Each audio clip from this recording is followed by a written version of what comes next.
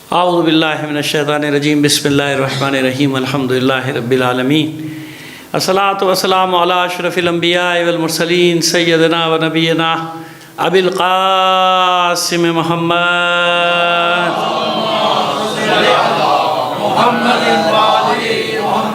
وآلہ الطیبین الطاہرین المعصومین ولعنۃ اللہ علی اعدائہم مجمعین من الآن الی قیام یوم الدین اما بعد فقد قال اللہ تعالی فی کتابہ المبین وہو اصدق القائلین وقولہ الحق بسم اللہ الرحمن الرحیم یا ایہا الذین آمنوا کتب علیکم الصیام کما کتب علی الذین من قبلکم لعلکم تتقون صدق اللہ العلی العظیم۔ ایک صلوات بھیجیے محمد علی محمد۔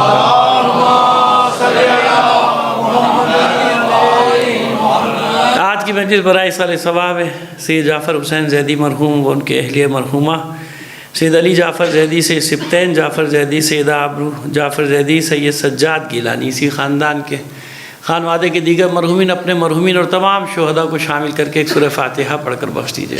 بسم اللہ۔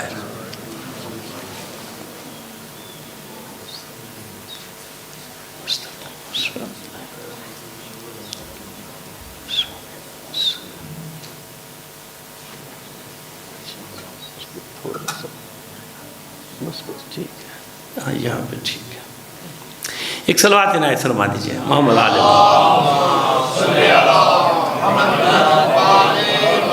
ایک بار اور اس سے بہتر انداز میں بلند آواز سے۔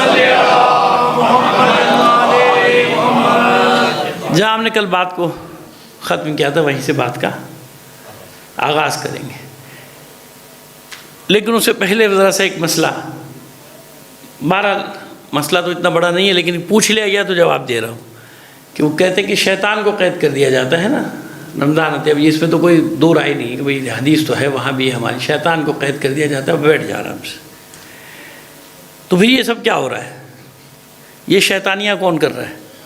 جو بازاروں میں ہو رہی ہے، صبح شام ہو رہی ہے، ہمیں جب ہنگامہ فساد سب کچھ ہو رہا ہے نا، بس اس سے معلوم ہوتا ہے کہ ہر چیز آپ شیطان کے اوپر نہیں ڈال سکتے۔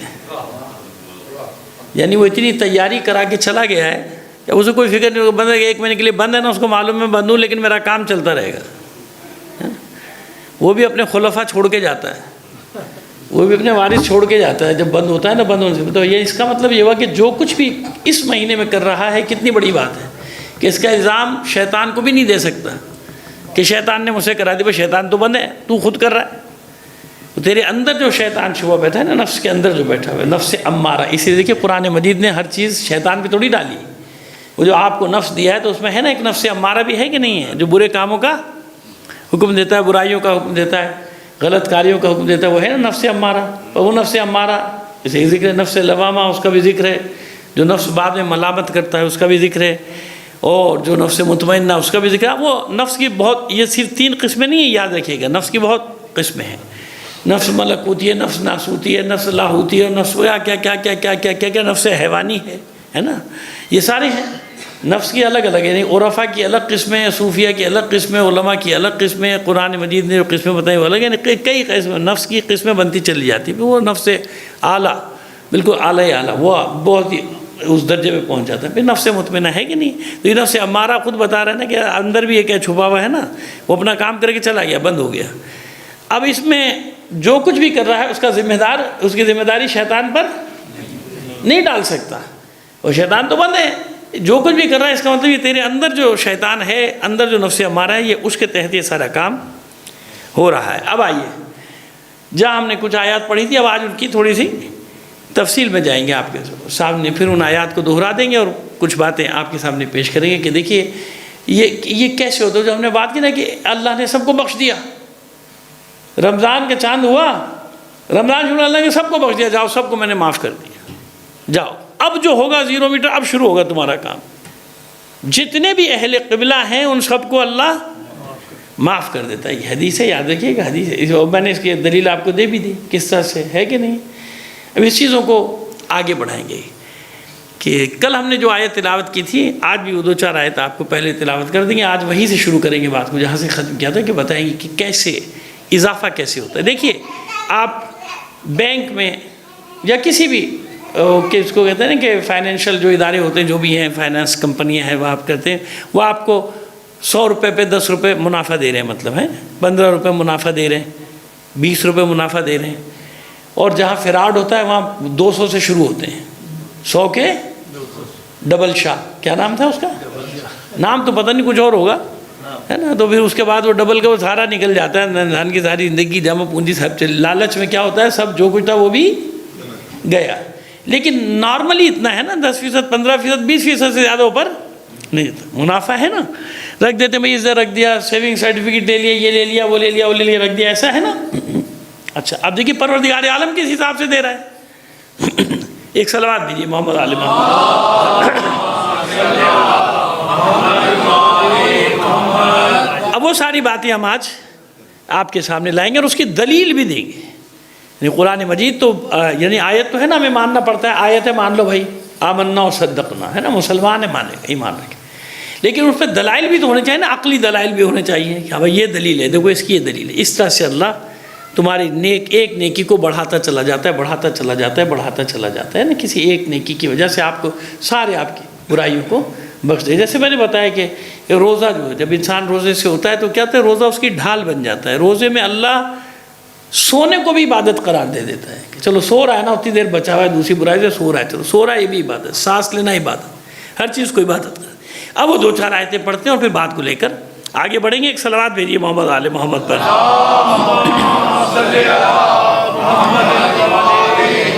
اب دیکھیے رمضان کے موضوعات خشک ہوتے ہیں لیکن اس کے باوجود میری آپ سے گزارش ہے کہ جب صلوات بھیجے تو محمد آل محمد بلند آواز سے بھیجا کیجیے ایک بار اور آئی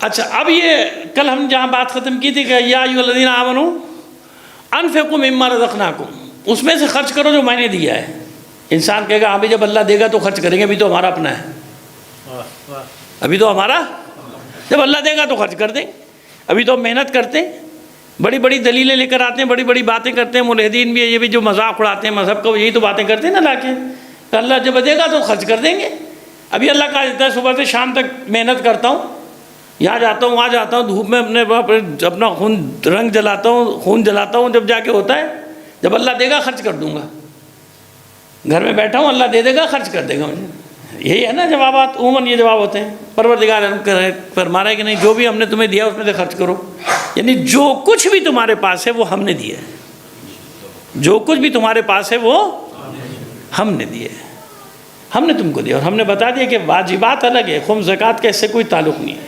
صدقات و خیرات سے یہ انسان یہ جو خرچ کرتا ہے اس کا اس سے کوئی تعلق نہیں اصل اجر جو ہے وہ یہاں ہے اس کا جو ہم نے خرچ کیا اچھا بھائی اب دیکھا جائے کہ آپ کماتے ہیں یا اللہ دے رہا ہے آپ کو یہی بحث ہے نا انسان کہہ رہا ہے کہ جب مجھے ملے گا اللہ دے گا تو میں خرچ کر دوں گا ابھی تو میں محنت کر رہا ہوں صبح سے شام تک اچھا ایسا ہے کہ جتنی چیزیں اللہ نے تجھے نعمت کے طور پہ دی ہیں ان کا اس سے کوئی معاوضہ وصول کرتا ہے اللہ نہیں وصول کرتا اللہ کی دی ہوئی نعمتوں کو الگ ہٹا دے اور کما کے بتا دے پانی کا کوئی معاوضہ لیا اللہ نے آپ سے ہوا کا معاوضہ لیتا ہے سورج کی روشنی کا معاوضہ لیتا ہے دن اور رات کا معاوضہ لیتا ہے شب کی چاندنی کا معاوضہ لیتا ہے ہر چیز شامل ہے آپ کی کمائی میں یاد رکھیے گا ان میں سے کوئی ایسی چیز نہیں ہے صحرا کا دریا کا سمندر کا جنگلوں کا معاوضہ لیتا ہے وہ انسان ٹیکس لگاتا ہے وہ الگ ہے نا وہ الگ چیز ہے وہ انسان کو ٹیکس مجبوراً لگانا پڑتا ہے اس کی وجہ یہ ہوتی ہے کیونکہ وہ بیچارے اپنا کاروبار کیسے چلائیں گے اگر ٹیکس نہیں لگائیں گے آپ کی گردنوں پہ ٹیکس نہیں لگائیں گے تو ان کی گاڑیاں کیسے چلیں گی بھائی مصیبت ہو جائے گی نا ان کے بچوں کے پاس جو بڑی بڑی لمبی لمبی چوڑی چوڑی گاڑیاں ہوتی ہیں وہ کیسے چلیں گی بھائی ان کے بچے عیاشیاں کیسے کریں گے ان کے بچے یورپ کیسے دورے کیسے کریں گے ان کے بچے امریکہ کیسے جائیں گے ہیں ان کے بچے سڑکوں پہ بدماشی کیسے کریں گے ان کے بچے سڑکوں پہ غریبوں کے بچوں کو کچل کے مار کے کیسے دیں گے نا یہ سب اس لیے ٹیکس ضروری ہوتا ہے تو وہ الگ چیز ہے اللہ نے کوئی ٹیکس لگایا حالانکہ یہ لگانے والے تھے روشنی پہ بھی لگانے والے تھے سورج کی کہ سورج کی روشنی سے تم سولر میں استعمال کر رہے ہو اس پہ بھی ٹیکس لگو تو خدا کا شکر ہے ابھی تک نہیں لگا لیکن لگ جائے گا انشاءاللہ آہستہ آہستہ ٹھہر گیا ہوا میں سانس دے رہے ہو آکسیجن اس پہ بھی ٹیکس لگا دیں یہ انسان کر رہا ہے اللہ جن چیزوں کو تم اپنی کمائی میں استعمال کرتے ہو اللہ ان چیزوں پہ ٹیکس لے رہا ہے تو بس اللہ کے دیے ہوئے سب وسائل کو ہٹا دو پھر کما کے بتا دو اللہ نے جو کچھ دیا ہے وہ ہٹا دو وہ سب چیزیں نکال دو، اللہ کی نعمتوں کو الگ کر دو جو اللہ نے دی، جس کے ذریعے سے تم کو، پھر جو تم کماؤ گے تمہارا اپنا ہوگا، اس کو کما کے بتا دو۔ کما سکتا ہے انسان؟ نہیں کر سکتا نا۔ وہ بڑا اچھا اس کا شاید وارث شاہ کا، بلے شاہ کا جو بھی ہے کلام، وہ تو مجھے تو نہیں یاد، لیکن مفہوم مجھے یاد رہ جاتا ہے باتوں کا۔ اچھی اچھی باتیں پرانے اولیاء اور یہ صوفیہ بڑی اچھی اچھی باتیں بھی نہیں بلکہ باتیں کر کے بڑی اچھی اچھی باتیں کرتے ہیں۔ بھائی آپ صرف کھیتی بو سکتے ہیں نا، آپ صرف یہ لگا سکتے ہیں نا، بیج بو دیا آپ نے، جس کہتے ہیں پنیر ہی لگا دیا آپ نے، فصل ہوگی یا نہیں ہوگی یہ آپ کے اختیار میں ہے؟ یہ کس کے اختیار میں ہے؟ اگر تیرے اختیار میں تو روک لے سیلاب کو، تیرے اختیار میں تو فصل کو تباہی سے روک لے، تیرے اختیار میں تو ٹڈی دل کے حملے کو روک لے، تیرے اختیار میں سب کر لے، نہیں ہے نا۔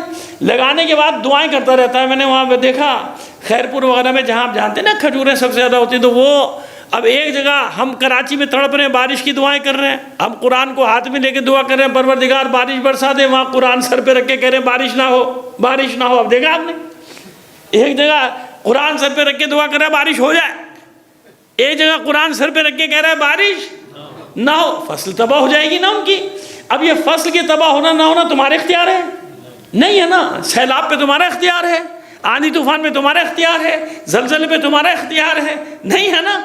اس کا مطلب یہ ہوا کہ وہ کسی اور کے ہاتھ میں، وہ اس کے ہاتھ میں جس کا اختیار سارے کائنات کی ہر شے پر ہے۔ اب سمجھ میں آ گئی بات کہ جو کچھ بھی تم کماؤ گے، ہماری دی ہوئی چیزیں ہٹا دو، پھر کما کے بتا دو، پھر جو کماؤ گے تمہارا ہوگا۔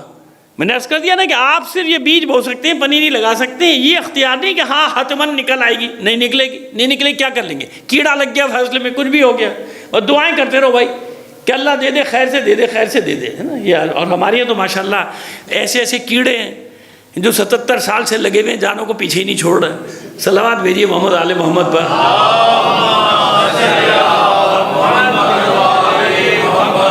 دنیا میں کئی ایسے کیڑے نہیں چمٹے ہوئے، جیسے کیڑے ہماری فصلوں کو چمٹے ہوئے ہیں، ہمارے لوگوں کو چمٹے ہوئے ہیں۔ یہ کیڑے عجیب و غریب قسم کے کیڑے، ان کو کچھ ہوتا بھی نہیں ہے، کوئی دوا ایسی ایجاد نہیں ہوئی ابھی تک جو ان کیڑوں کو ختم کر دے۔ صلوات بھیجیے محمد آل محمد پر۔ بس جو ہم نے دیا، یعنی ہماری دی ہوئی نعمتوں کو الگ کر دو، پھر خرچ کر دو، سب تمہارا ہے، جاؤ خرچ کر لو۔ بس ہم نے دیا ہے، جو کچھ بھی دے رہے ہیں وہ ہم دے رہے ہیں۔ ورنہ آپ نے دیکھا کہ انسان اتنی کوشش کرتا ہے، بعض لوگوں کو نہیں دیکھا آپ نے، ساری زندگی جد و جہد کرتے ہیں، لیکن اس کے باوجود بیچارے کھڑے نہیں ہو پاتے اپنے پیروں پہ نا، پنپ نہیں پاتے، نہیں پا رہے، سب کچھ کر رہے ہیں، محنت دوسرا بھی کر رہا ہے، وہ بھی کر رہے ہیں۔ اس کا مطلب یہ ہوا کہ اور بھی کوئی طاقت ہے کہ جو تمہارے رزق میں اضافے کا باعث بن رہی ہے، جو تمہیں رزق دے رہی ہے۔ ہم نے دیا ہے، جو کچھ بھی دیا ہے وہ ہم نے دیا ہے۔ اور ایسا تاریخ میں نہ معلوم کتنی بار ہوا کہ جب انسانوں نے یہ نعرہ لگایا نا کہ سب کچھ میرا، سب کچھ میرا، اسی وقت اللہ کی گرفت آتی ہے اور وہ پکڑ لیتا ہے، اور اس کے بعد فارغ۔ قارون نہیں خرچ کرتا تھا اللہ کی راہ میں نا، جناب موسیٰ کا فرسٹ کزن ہے، بنی اسرائیل سے ہے، اور جناب موسیٰ اس کو مذمت کرتے تھے، اس کو ملامت کرتے تھے کہ بھائی تجھے اللہ نے اتنا دیا، کہا میرا ہے، جب اللہ دے گا تو خرچ کر دوں گا۔ یہ اس کا نعرہ تھا سب سے پہلے قارون کا، جو آج تک لوگ لگاتے ہیں۔ قارون کہتا تھا جو کچھ کمایا میں نے کمایا، میری ہے بھائی، میری محنت ہے، میرے علم کی وجہ سے، میری وہ ذہن کی جو طاقت ہے وہ اس کی وجہ سے میں نے سب کمایا، میری عقل اس سے میں کما رہا ہوں، اللہ کا دیا ہوا تھوڑی ہے۔ نتیجہ کیا ہوا؟ دولت سمیت غرق ہو گیا، نہ اپنی آپ کو بچا سکا، نہ ہی اپنی دولت کو۔ یہ نہیں سوچتا انسان، نہ قارون کے انجام سے سوچتا ہے، نہ فرعون کے انجام سے سوچتا ہے، نہ نمرود کے انجام سے سوچتا ہے، نہ شداد کے انجام سے سوچتا ہے، نہ یزید کے انجام سے سوچتا ہے، نہ صدام کے انجام سے سوچتا ہے، نہ قذافی کے انجام سے سوچتا ہے۔ کسی چیز سے جب طاقت کے نشے میں ہوتا ہے کچھ نہیں سوچتا کہ ہوتا کیا ہے بعد میں۔ سمجھ آ رہی ہے ہماری بات؟ بس کیونکہ طاقت کا نشہ ہوتا ہے، چور کے بعد جو میں چاہوں گا میں وہ کر دوں گا، جو چاہوں گا کر دوں گا۔ اب یہ اور وہاں کہا جا رہا ہے کہ نہیں، اللہ کی راہ میں اللہ کی مخلوق پہ رحم کرو۔ اب دیکھیے اضافہ کیسے ہوتا ہے، وہاں تک آپ کو لے کر جاتے ہیں۔ ایک صلوات اور بھیجیے محمد آل محمد۔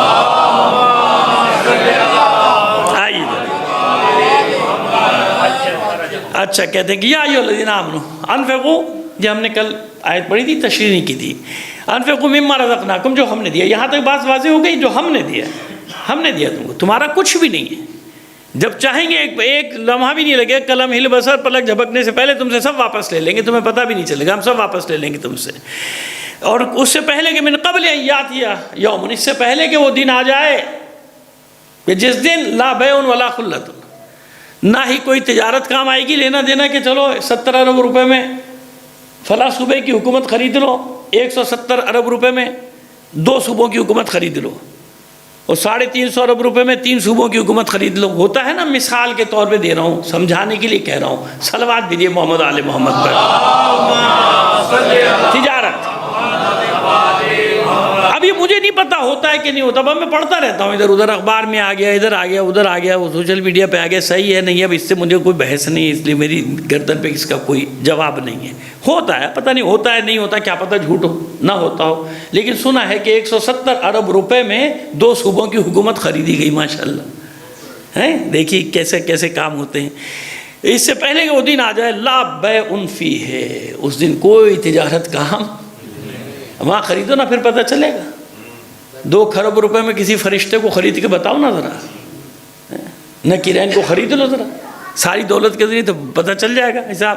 ولا خلت، اور نہ دوستی کوئی کام آئے گی، کیونکہ دوست آگے بڑھ کر کوئی الائنس بھی کام، کوئی اتحاد بھی کام نہیں آئے گا. ولا شفاعت والکافرون هم الظالمون. یہ ہم نے کل آپ کو اس کو بتایا تھا، اب آپ آج ذرا سا آپ کو تھوڑا سا بتا دیں کہ اب سمجھ میں آئے کہ اس دن کو جو کرنا ہے ابھی کرو. یعنی اللہ اب ایک تجارت بتائیں گے جو اللہ کہہ رہا ہے کہ یہ تجارت کرو. وہ کون سی تجارت، وہ بھی آگے آ جائے کہ یہ والی تجارت کیا کرو. لیکن چلیے ابھی اس کو ایک تسلسل سے لے کے چلتے ہیں. 262ویں آیت سورہ بقرہ کی. الذین ينفقون اموالهم فی سبیل اللہ ثم لا یتبعون ما انفقوا منا ولا اذى. یہ کل ہم نے بتایا تھا کہ جب کسی کے ساتھ نیکی کرو تو خبردار اس کو جتاؤ مت، اس پہ احسان نہ جتاؤ کہ میں نے یہ کیا، میں نے وہ کیا، میں نے وہ کیا. نہ ہی اس کو اذیت دو اس نیکی کے بدلے میں یا اس مال کے بدلے میں جو تم نے اس بیچارے غریب کی مدد کی ہے. وہ خبردار جو بیچارہ اس قابل نہ ہو کہ قرضہ واپس کر سکے، اس کے دروازے پہ مت جایا کرو.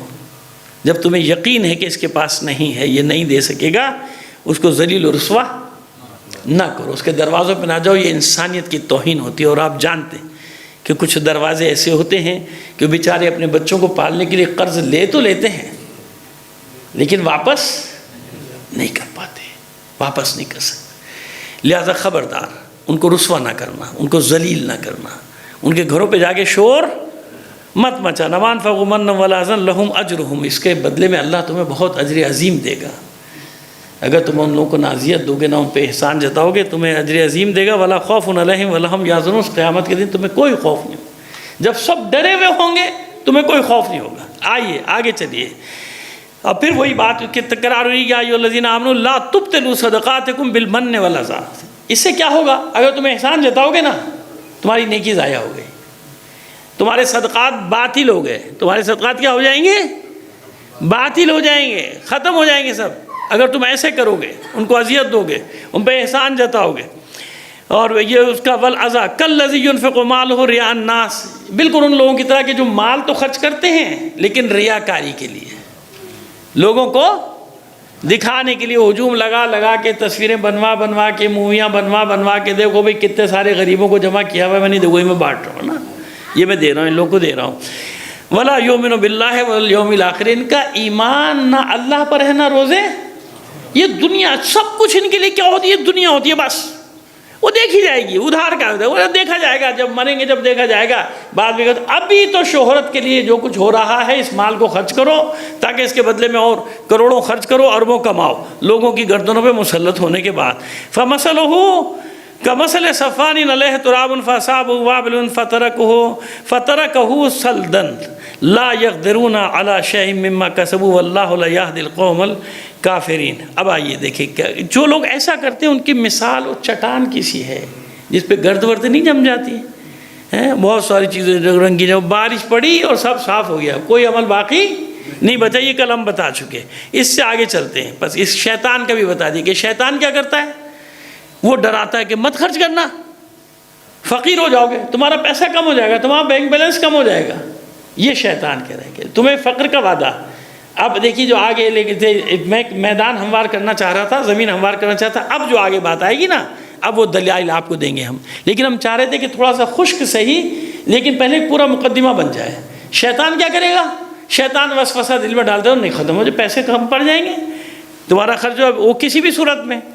رمضان میں تو شیطان قید ہے نا، وہ کسی بھی صورت میں، بیوی بچے اڑ گئے، کیا کر رہے بھائی، ہمارا کیا ہوگا، آپ ان لوگ بانٹ دو گے، آپ راشن بانٹ دو گے، کپڑے دے دو گے، نہیں نہیں نہیں ہمارے لیے ہونا چاہیے، یا خود انسان ڈر رہا ہے کہ ایسا نہ کروں، شیطان یہ کرے گا۔ 268ویں آیت میں ہے۔ اب آئیے، اب یہ انسان سرم و علانیہ، یہ بھی کل بات آ گئی تھی، الذین ینفقون اموالہم باللیل والنہار سرم و علانیۃ، چھپا کے بھی نیکی کرتے ہیں اور دکھا کے بھی۔ اس کی ہم نے کل تشریح کی تھی نا کہ بعض وقت شخصیات ایسی ہوتی ہے، مثلا میں آپ کو ایک مثال دیتا ہوں کہ مراجع تقلید جو ہمارے ہیں نا، وہ اس قسم کے کام کرتے ہیں۔ جب لوگوں کو تشویق دلوانی ہو، کیا کریں گے جناب، اعلان کر کے باقاعدہ کہ بھئی یہ جتنا بھی آ رہا ہے مال، یہ جو سہم امام ہے، یہ سب لے جاؤ، پارا چنار والوں کو دے دو، فتویٰ ہمارے پاس تحریری طور پہ موجود ہے، جاؤ ان کو دے دو، لے جاؤ یہ سارا مال اٹھا کے، سارا مال لے جاؤ فلاں اسپتال میں لگا دو، یہ سارا مال لے جاؤ فلاں یونیورسٹی میں لگا دو، اعلان کر کے۔ اب جب وہ اعلان کرتا ہے تو نتیجہ کیا ہوتا ہے کہ نیچے جتنے بھی ہیں نا ان سب کو، اور یہ صرف مال کی بات نہیں ہے، اپنے بچوں کو میدان میں بھیج دیں گے، میدان جنگ میں جاؤ، ان کے بچے شہید ہوتے، پتہ ہے نا، صرف آل حکیم کے، آیت اللہ محسن حکیم طباطبائی کے خاندان کے 102 شہید ہیں، کتنے؟ اب جب وہ بھیجیں، علماء بھیجیں، تو اب دیکھا یہ ہے سرم و علانیہ، کہ بعض اوقات دکھا کے اس لیے کرنا پڑتا ہے کہ پوری قوم میں ایک جذبہ پیدا ہوتا ہے، جوش پیدا ہوتا ہے کہ جب یہ کر رہے ہیں، اتنے بڑے بڑے علماء کر رہے ہیں، یہ جب کر رہے ہیں اتنا، تو پھر ہمیں بھی آگے بڑھ کر کرنا۔ یہ مطلب ہے اس کا مطلب یہ نہیں کہ نہیں تصویر، اب قرآن میں آ گیا، تصویریں کھنچواؤ، مووی بنواؤ، یہ سب کرواؤ، اپنی شہرت کو آگے لے جاؤ، یہ اپنی شہرت کے نہیں، یہ میں نے بتایا سرم و علانین کا مطلب یہ ہوتا ہے تاکہ عام آدمی میں شوق پیدا ہو جائے، تشویق اس کو کہتے ہیں، تشویق پیدا ہو جائے کہ میں بھی، یہ سب کام ہو رہا ہے، اتنے بڑے بڑے عالم، اتنے بڑے بڑے مرجع کریں، میں بھی یہ کام انجام دوں گا، اس کو کہتے ہیں سرم و علانیہ۔ بہت اس کی آگے تفسیر ہے، لیکن ہمیں پہنچنا ہے کسی اور مطلب تک۔ اب آئیے وہ بات آ گئی جہاں تک آپ کو لانا چاہتے تھے آج کی مجلس میں، یہ ہے 261ویں آیت سورہ بقرہ، 261ویں آیت۔ مثل الذین ينفقون اموالهم فی سبیل اللہ کمثل حبۃ انبتت سبع سنابل فی کل سنبلۃ مئۃ حبۃ واللہ یضاعف لمن یشاء واللہ واسع علیم۔ جو لوگ اللہ کی راہ میں اپنا مال خرچ کرتے ہیں، ان کے عمل کی مثال اس دانے کی سی ہے، وہ ایک دانہ، حبہ یعنی حبتن، وہ اس کو دانے کو کہتے ہیں، کمثل حبتن، وہ ایک دانہ، انبتت سبع سنابل، جس سے 7 کیا نکلتی ہیں، 7 اور چیزیں نکلتی ہیں، کوپلیاں، بالیاں، جو بالیاں کہتے ہیں نا اس کو، بالیاں نہیں، ایک دانے سے کتنی بالیاں نکلتی ہیں، 7۔ یہ مثال دی جا رہی ہے، کم بھی ہو سکتی ہیں، زیادہ بھی ہو سکتی ہیں، اس سے 7 بالیاں پیدا ہوں، اور پھر ہر بالی میں 100 دانے ہو، تو کتنے ہو گئے، 700 کا جو اللہ کی راہ میں خرچ کرتا ہے نا، اس کی مثال یہ ہے۔ آپ بینک میں رکھ رہے تھے 20% فائدہ مل جائے، آپ فائنانس کمپنی میں رکھ رہے تھے 15% مل جائے، یہاں پروردگار عالم فرما رہے کہ ایک نیکی میں کتنے دانے، ہم نہیں پتا کہ اس کی مثال ایسی ہے کہ ایک دانہ گندم کا جس سے 7 بالیاں نکلیں، ہر بالی میں 100 دانے، تو کتنے ہو گئے، ایک کے، اور پھر ایک کے 700 نہیں، یہ 700 تو سمجھانے کے لیے کہا گیا، نہیں، اللہ اس میں اضافہ بھی کر سکتا ہے، 700 کے 7000 بھی کر سکتا ہے، 700 خدا جس کے لیے چاہتا ہے اضافہ بھی، اب وہ نیت پر ہے، عمل پر ہے۔ اب آئیے، بس یہ بات یہاں پہ ختم، اب اس کو ہم آگے لے کے چلتے ہیں، آپ کو یہ رکھیے گا بھائی اپنے پاس۔ اب آئیے، اب دلائل کیا ہے اس کے، کیسے ہو سکتا ہے کہ میں ایک نیکی انجام دے رہا ہوں، ایک جو میری استطاعت ہے اس کے مطابق کر رہا ہوں۔ یہ بھی یاد رکھیے گا کہ مثال یوں دے دیتے ہیں آپ کو کہ کوئی کسی ایک روزے دار کو روزہ کھلوا دے ایک خرمے کے ذریعے، تو اس کے ثواب لکھا نہیں جا سکتا۔ کیوں یہ کہا گیا؟ تو حیرت سے کسی نے پوچھا تھا چھٹے امام سے کہ ایک خرمے سے؟ کہا نہیں، آدھا خرمہ بھی ہو، یعنی اس کے پاس نہیں ہے نا، غریبوں کے لیے بتایا جا رہا ہے، ہوتا ہے نا کہ بھئی یہ تو سرمایہ دار ہے، حلال مال، میں ان کی بات نہیں کر رہا جو ناجائز کا بات ہے، حلال ہمارا مومن ایک اچھا مومن سینکڑوں کو کرا رہا ہے. اب وہ غریب آدمی تو دیکھے گا نا اس کو تو اتنا ثواب مل رہا ہے, اس کے پاس تو پیسے ہی پیسہ ہے, یہ سینکڑوں کو روزے کھلوا رہا ہے. اب دیکھیے پروردگار عالم نے اس میں کیسا برابر رکھا ہے حساب. نہیں, سینکڑوں کو کھلائے, ہزاروں کو کھلائے. اگر کسی کے پاس کچھ نہیں ہے, ایک خرما ہے, ایک کھجور ہے بس, آدھی کھجور اگر دوسرے کو دیتا ہے, غریب آدمی کو روزہ کھلواتا ہے, تو اس کا وہی ثواب ہوگا جو ہزاروں آدمیوں کو لوگ روزہ کھلوا رہے ہیں, وہ ثواب اس کو ملے گا. یعنی غریب سے غریب آدمی وہ سارا ثواب لے سکتا ہے. ایک تو یہ مثال آ گئی سمجھ میں آپ کو, کہ اگر یہ نہ سوچے کہ میں کیا کروں, نہیں, 4 کھجوریں تو لے سکتا ہے نا, 4 کھجوریں یا ایک روٹی پہ ایک کباب, ایک روٹی 2 آلو, آدھا بھی کھلا رہا ہے کسی غریب کو, مستحق کھلا رہا ہے, وہی ثواب ہو جو ہزاروں کو کھلا رہا ہے. کیوں؟ اللہ ہے نا, وہ عادل ہے. عادل یعنی اپنے حساب سے اس نے کروڑوں میں سے ہزاروں خرچ کیا ہے. جس نے ہزاروں کو کھلایا ہے اس نے کروڑوں میں, اس کے پاس تھے تو اس نے ہزاروں خرچ کیے نا, یا چند لاکھ خرچ کر دیے. اس کے بیچارے کے پاس تو کچھ بھی نہیں ہے. تو جب اس کا مقابلہ کریں گے, موازنہ کریں گے, تو اس نے اپنا سب کچھ دے دیا, 100% دے دیا, اس نے تو 10% دیا. اس نے کتنا دیا؟ مثال کے طور پہ مطلب 10% دیا, 5% دیا, 6%, سارا تو نہیں دے دیتا ہے. یہ بیچارہ تو سب کچھ دے رہا ہے نا, لہٰذا اس کا ثواب بھی اتنا ہی جتنا وہ ہزاروں کا روزہ کھلوانے والے کا ثواب ہے. اب آئیے کیسے, کیوں؟ ایک عام مومن یہ کام انجام دے, ایک نیکی کا انجام دے رہا تو اتنے 700 بھی زیادہ اللہ چاہے گا بڑھا دے گا, اور بھی وسیع کر دے گا, واسع علیم, ویسے بھی وسیع. وہ نیتوں پر ہے, اسے اور زیادہ بڑھا دے گا. 700 کو چھوڑو, وہ 7,000 کر دے گا, وہ 7 لاکھ کر دے گا تمہاری نیکیوں کو, وہ اللہ کر دے گا. کیسے؟ آئیے قرآن ہی میں اس کا جواب ہے. قرآن ہی میں اس کا جواب, کیونکہ دیکھیے یاد رکھیے کہ ہو نہیں سکتا کہ قرآن کی ان آیات کی, جن کا بظاہر لوگوں کو سمجھ میں نہیں آتا ہوگا بھئی اس کے کیسے ہو سکتا ہے, کیا ہوگا, اہل بیت کے پاس کوئی جواب نہ ہو سکتا ہے؟ نہیں, معلم ہے قیامت تک کے لیے قرآن کے. اسی لیے دنیا تباہی کی طرف جا رہی ہے, عالم اسلام تباہی کی طرف جا رہا ہے, کہ جہاں سے قرآن لینا چاہیے وہاں سے نہیں لے رہے. ضد ہو گئی, عجیب ضد ہے کہ قرآن آل سے مت لو. پرانا پتہ نہیں 50-60 سال پرانا مصرع ذہن میں آ گیا کسی کا, عجیب ضد ہے. نتیجہ تباہی کی طرف جا رہے ہیں نا.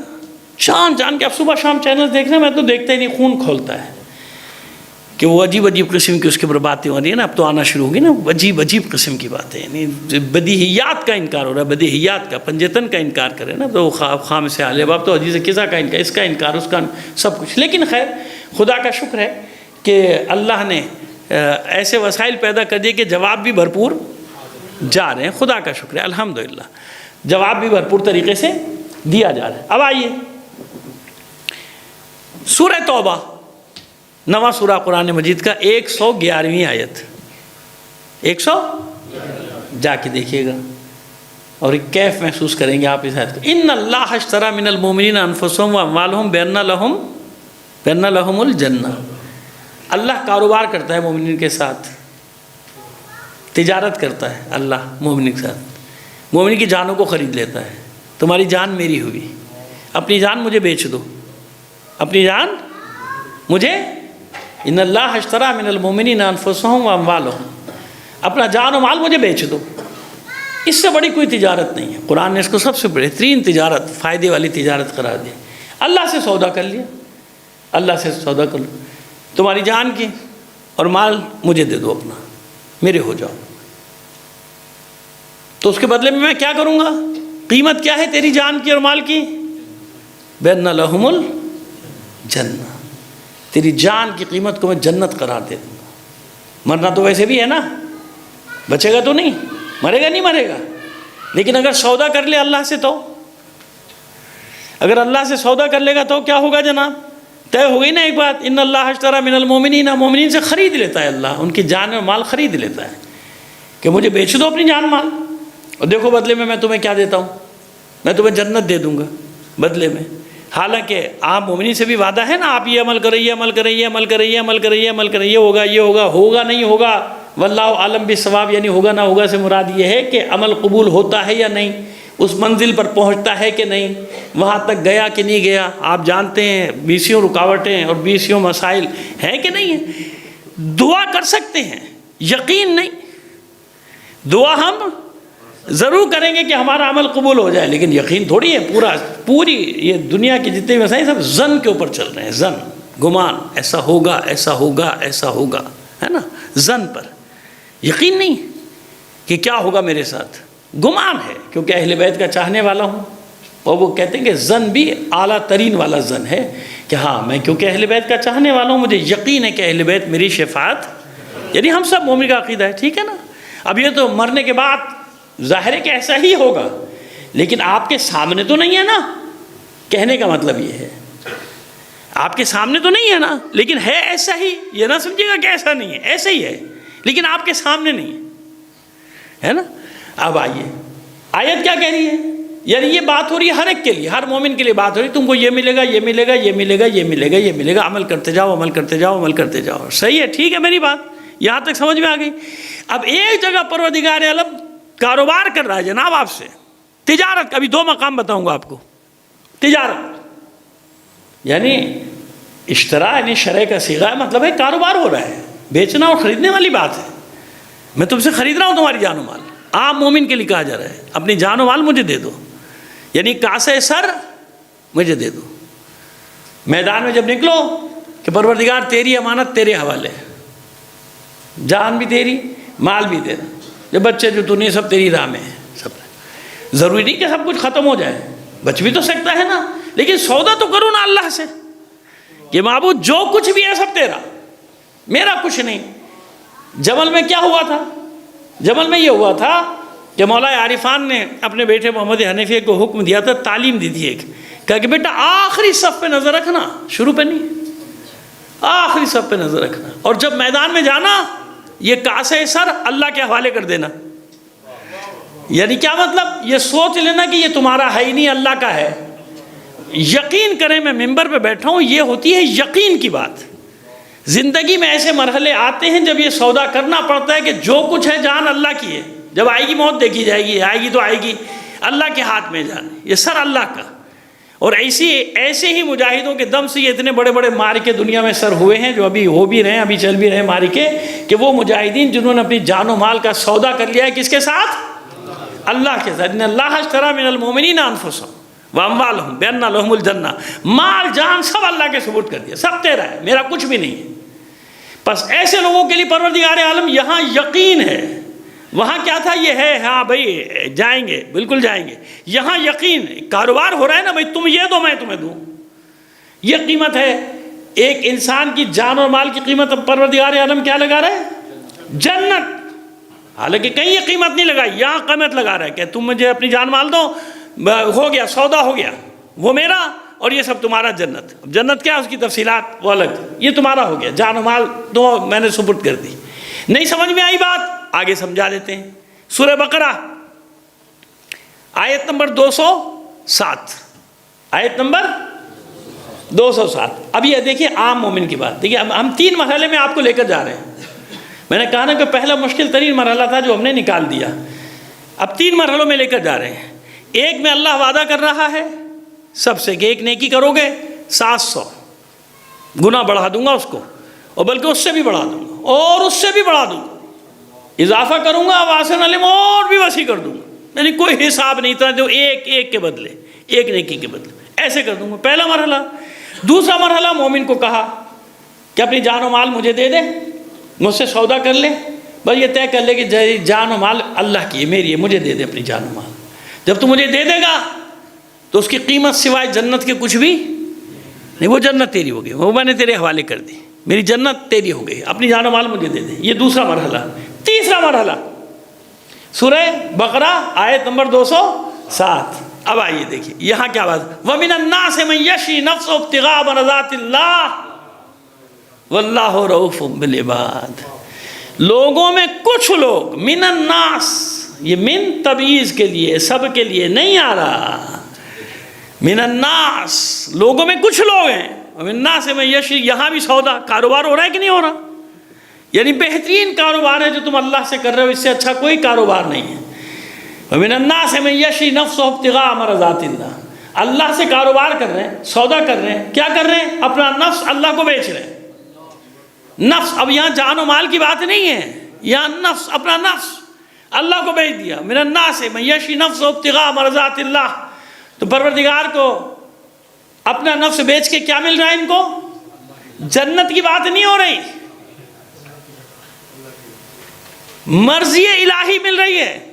یعنی مومن کو تو جنت کا سودا ہو رہا ہے نا، یہ کچھ لوگ ہیں جن کو مرضی الہی ملے نہیں۔ مرضی الہی ملنے کا مطلب کہ جنت بانٹنے والے بنیں گے۔ ابھی بتا دیتے ہیں نا آپ کو، ابھی تو آئے تھے نا، ابھی حدیثیں بتا دیتے ہیں آپ کو، جو ہماری یہاں بھی وہاں بھی دونوں جگہ کی حدیثیں بتا دیں گے، مسئلہ حل ہو جائے گا آپ کا۔ یعنی تیسرا مرحلہ آ گیا، ایک انسان عام انسان کے لیے نیکی کرے گا مسلمان، اس کو یہ سب ملے گا، ایک مومن کے لیے جنت کا سودا۔ تیسرے وہ ہیں کہ جن سے پروردگار فرما رہا ہے کہ انہی نے میرے ساتھ اپنے نفس کا سودا کر لیا، اپنے نفس کو بیچ دیا، اب ان کا نفس میں نے خرید لیا، اور بدلے میں کیا کیا؟ جنت تھوڑی دی ہے، جنت نہیں دی ان کو، بدلے میں میں نے اپنی یعنی رضا الہی، مرضی الہی، میں نے اپنی مرضیاں ان کے سپرد کی۔ تو اپنی مرضی کس کے سپرد کی جاتی ہے؟ معلوم ہے نا کہ وہ اللہ کی مرضی کے خلاف استعمال۔ قرآن وہاں بھی تو گواہی دے رہا ہے، وَمَا تَشَاءُونَ إِلَّا أَن يَشَاءَ اللَّهُ، یہ کچھ نہیں چاہتے سوائے اس کے کہ جو ان کا اللہ چاہتا ہے۔ لہذا غلط فہمی میں نہ رہیے، اللہ مرضی اسی کو دے گا، وارث اسی کو بنائے گا، اپنی مرضی کا خلیفہ اسی کو بنائے، اور بنایا بھی اسی کو جاتا ہے جو اسی طرح سے سارے کام انجام دے۔ وہ نہیں ہوتا مگر مرضی کا مالک ہوتا ہے۔ تو آپ سمجھ میں آ رہی ہے بات کہ وہ خدا نہیں، بخدا نہیں، وہ مگر خدا سے جدا نہیں۔ اب سمجھ میں آ گیا کہ اگر اہل بیت علیہ السلام سے یہ کمالات نظر آتے تو دھوکہ مت کھاؤ، یہ مرضی الہی ہے ان کے پاس، یہ اللہ کی رضا ہے ان کے پاس۔ تو جس کے پاس نیابت ہو وہ نائب ہی ہوتا ہے، اصل تھوڑی بن جاتا ہے۔ سمجھ میں آ گئی بات؟ یعنی اللہ نے ان کو وراثت، خلافت دی ہے، یعنی وارث بنایا روئے زمین پہ، اپنی مرضی دی۔ تو کیا مطلب ہوا کہ اللہ معاذ اللہ اللہ خالی ہو گیا، سب ان کو مل گیا؟ جیسے ہمارے یہاں ماشاءاللہ بعض جگادری بیٹھ جاتے ہیں، تو نہ معلوم کہا کہ ہاں کا کرتے ہیں۔ ایسا ہوتا ہے کیا؟ استاد شاگرد کو پڑھانے کے بعد سب کچھ پڑھا دیا شاگرد کو، اب استاد تو جاہل ہو گیا، استاد کے بعد تو کچھ ہی نہیں رہا، شاگرد کے بعد سبق۔ ایسا ہوتا ہے کیا؟ نہیں، ہر حال میں استاد، بلکہ ناخلف کہلاتا ہے وہ، سبق حرام کہلاتا ہے وہ کہ جو اپنے محسن کشی کرے اور اپنے استاد کے بزرگی کا قائل نہ رہے۔ سمجھ میں آ رہی ہے بات؟ تو مرضیاں اسی کو دی جاتی ہیں جس کو پروردگار اس قابل پاتا ہے، یہ جانتے ہیں کہ اللہ کیا چاہتا ہے۔ ورنہ اگر ایسا ہوتا تو کربلا میں حسین کے پاس مرضیاں ہیں کہ نہیں؟ ہے نا، مرضی الہی ہے کہ نہیں ہے؟ تو پھر کیسے ہو سکتا تھا اتنا بڑا واقعہ؟ نہ ہونے دیتے اتنے۔ اب میں مسائل پہ بھی نہیں آیا، لیکن ایک بات سمجھا رہا ہوں، نہ ہونے دیتے، لیکن نہیں، کیوں؟ کیونکہ جانتے ہیں کہ اللہ کی رضا اس میں ہے کہ میں شہید ہو جاؤں۔ اب سمجھ میں آیا؟ وَمِنَ النَّاسِ مَن يَشْرِي نَفْسَهُ ابْتِغَاءَ مَرْضَاتِ اللَّهِ کا مطلب کیا ہے؟ اپنی مرضیاں دے دی، یعنی وہ جانتے ہیں وَمَا تَشَاءُونَ إِلَّا أَن يَشَاءَ اللَّهُ۔ معلوم ہے ہر امام شہید ہوا کہ نہیں ہوا، اور ہر امام مرضی الہی کا مالک ہے یا نہیں؟ اس آیت کے تحت یاد رکھیں کہ بظاہر آیت شب ہجرت کی ہے، کس کے لیے نازل ہوئی ہے؟ مولائے عارفان علی ابن ابی طالب علیہ السلام۔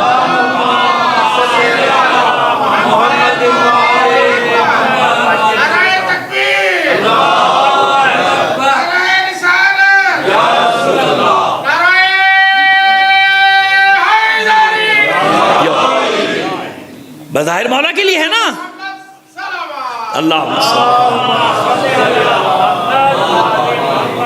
لیکن آپ جانتے ہیں کہ شب ہجرت جب یہ نفس کا سودا ہو رہا ہے، یہ سارا کاروبار ہو رہا ہے کہ نفس بیچا جا رہا ہے، کاروبار ہے، یہاں کاروبار کا ذکر ہے، سمجھ گئے آپ؟ بالکل جو میں ترجمہ کر رہا ہوں وہی ہے، اس کے علاوہ کچھ کاروبار ہوا ہے باقاعدہ کہ اللہ کو نفس بیچا گیا، اللہ نے بدلے میں مرضیاں دی۔